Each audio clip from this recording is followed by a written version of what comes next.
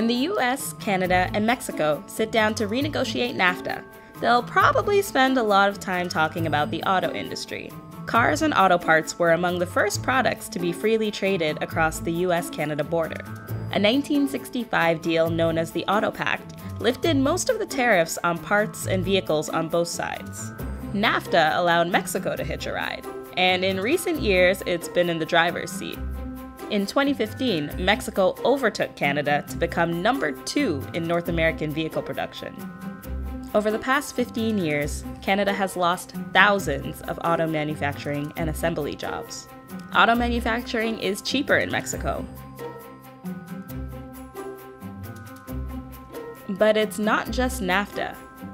Mexico has been smarter about building up its auto exports through free trade agreements with other countries. So while Canadian cars are mostly sent to the US, Mexican ones end up in countries around the world, making Mexico an attractive place to open auto factories. And putting American, Canadian, or Mexican labels on cars doesn't necessarily make sense, because a lot of the manufacturing and assembly happens across all 3 countries.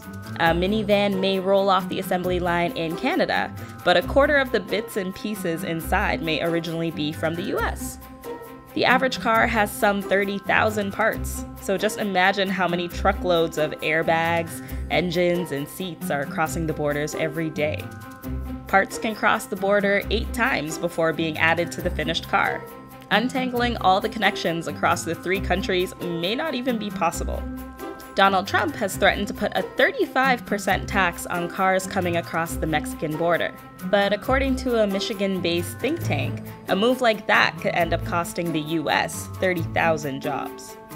Reworking NAFTA might help make Canadian plants more competitive by raising wages in Mexico, for example, which is something Canada intends on pushing for. But ending it won't bring those lost jobs back. So for the sake of Canada's auto industry, let's hope renegotiations stay on the road.